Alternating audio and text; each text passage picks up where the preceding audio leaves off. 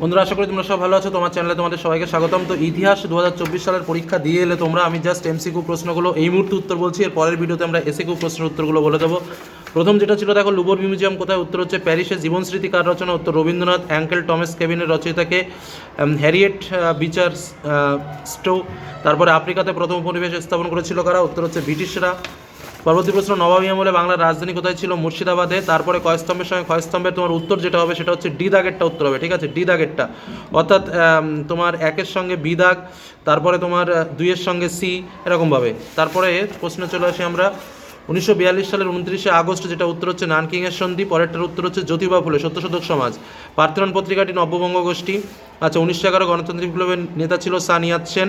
ভাইসরয়ের কার্যনির্বাহী পরিষদের প্রথম ভারতীয় সদস্য ছিল সত্যেন্দ্র প্রসাদ সিংহ। আচ্ছা, তারপরের প্রশ্ন চলে আসি, মুসলিম লীগের যে অধিবেশনে পৃথক পাকিস্তান রাষ্ট্রের লাহোর। ভারতে মুসলিমদের সিমলা ডেপুটেশন আগা খা। ক্যাবিনেট মিশনের সদস্য ছিলেন না লর্ড ওয়াভেল।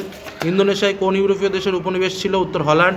নবান্ন নাটকের রচয়িতাকে? বিজন ভট্টাচার্য।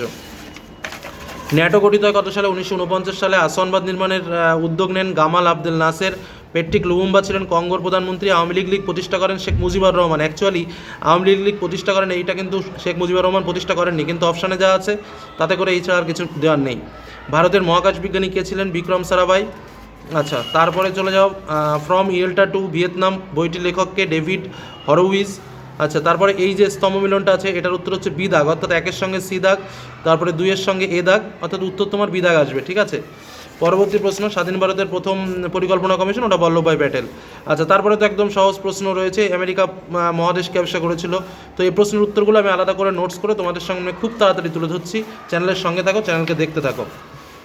আর আমি প্রশ্নগুলো তোমাদের সামনে একবার একটু তুলে ধরছি, কারণ প্রশ্ন কিন্তু ওভারঅল এসএকিউ টাইপের প্রশ্নগুলো সহজ এসছে। এমসিকিউ টাইপের একটু দুই চারটে প্রশ্ন একটু ঘুরিয়ে এসছে, একদম অস্বীকার করা যাবে না, কিন্তু এসএকিউ টাইপের প্রশ্ন কিন্তু যথেষ্ট সহজ এসছে। এবং তার থেকে বড় কথা যেটা হচ্ছে, তোমরা হয়তো অনেকেই ভুল করেছো বা অনেকেই টেনশনে পড়ে গেছো যে স্যার সংগ্রহ জাদুঘর বলেছিলেন, জাদুঘর তো এলো না। তো ঘুরে ফিরে কিন্তু বিষয়টা তাই, তোমরা মানে যদি না বোঝো কিছু করার নেই। সংগ্রহশালার প্রকারভেদ মানেই কিন্তু জাদুঘর, এটা কিন্তু তোমাকে বুঝে নিতে হবে। নেক্সট, তারপর হচ্ছে স্মৃতিকথা এসছে, খুবই সুন্দর প্রশ্ন। দেখো, ব্রড টাইপের প্রশ্ন আমরা কীভাবে কমন পেয়েছি।